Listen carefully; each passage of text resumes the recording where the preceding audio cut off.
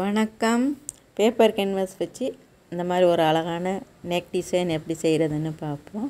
இப்போ லைனிங்கில் தான் வரைஞ்சி வச்சுருக்கேன் பெட்டனை. இந்த மாதிரி பெட்டன் வரைஞ்சி வெட்டி எடுத்துட்டு லைனிங்கில் மட்டும்தான் வெட்டி வச்சுருக்கிறேன்.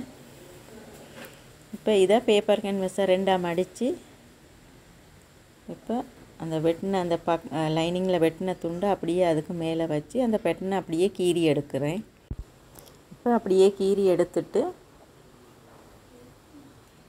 இந்த பெட்டனை அப்படியே கீறி எடுத்த பிறகு இப்போ சைட்டில் என்ன டிசைன் வேணுமோ அந்த டிசைனை வரைஞ்சி எடுக்கணும். இப்போ கழுத்தை மட்டும்தான் கீறி எடுத்துருக்கிறேன்.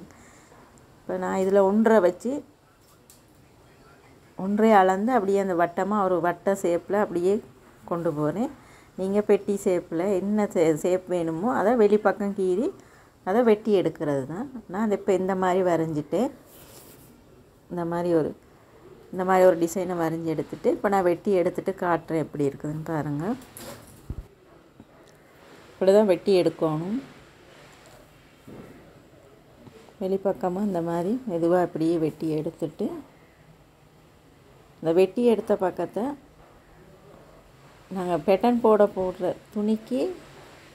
துணிக்கு மேலே வச்சு அதில் ஒட்டுற பக்கம் இருக்குது, பசை மாதிரி மினுக்கமாக இருக்கும். அந்த பக்கத்தை திருப்பி வச்சு துணியில் திருப்பி வச்சு அயன் பண்ணணும். அயன் பண்ணால் அது அப்படியே ஒட்டிக்கொள்ளும்.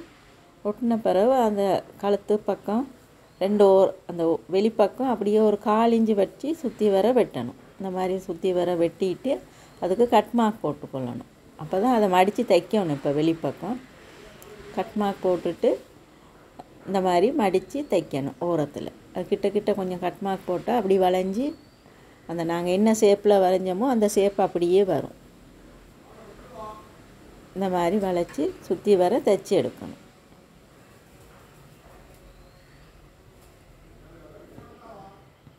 தைச்சி எடுத்த பிறகு இதை இப்போ நாங்கள் ப்ளவுஸ் பீஸில் நல்ல பக்கம் வைக்கணும்.